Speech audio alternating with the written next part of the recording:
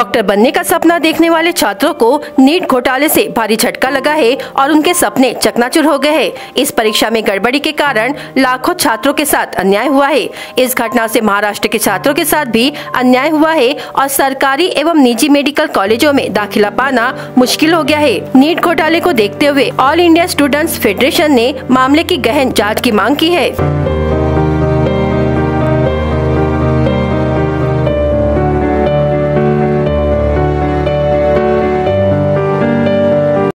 Comrade रवी बावने आणि आज इथं जिल्हा कार्यालयासमोर आम्ही दोन मुद्द्यांना घेऊन निदर्शने आंदोलन करीत आहोत।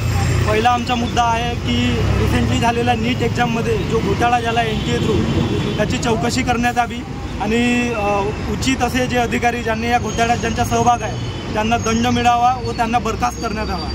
नीट मध्ये झालेल्या घोटाळ्यामध्ये NTA ज्यांनी ही एक्झाम घेतली होती त्यांनी एकाच इन्स्टिट्यूटमधले 7 ते 8 विद्यार्थ्यांना कंटिन्यू ज्यांचे सीट नंबर लागोपाठ होते अशाच विद्यार्थ्यांना आउट ऑफ मार्क देण्यात आलेले आहेत। मागच्या वर्षी जर आपण पाहला तो 2च विद्यार्थी फक्त टॉपर झालेले आहेत, आउट ऑफ ज्यांना मार्क मिळाले, बट यावेळेस 67 विद्यार्थ्यांना मार्क्स मिळालेले आहेत।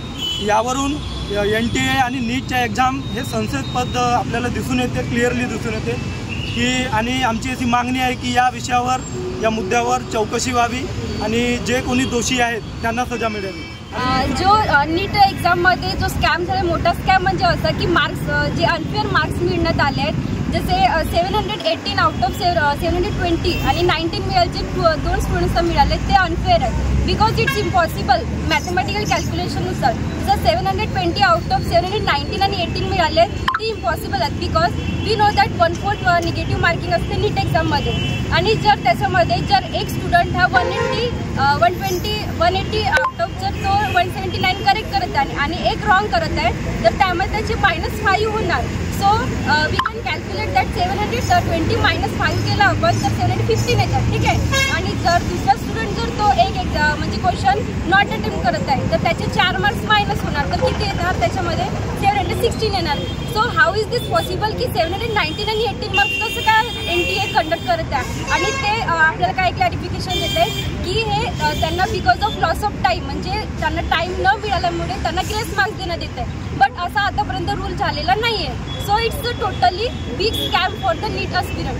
So we want to justice for that for them की त्यांना जस्टिस मिळायला हवा आणि त्यांना म्हणजे ट्रान्सपरंट क्लॅरिफिकेशन मिळायला हवं की ह्या असं अनफेअर मार्क्स का बरं देण्यात आला।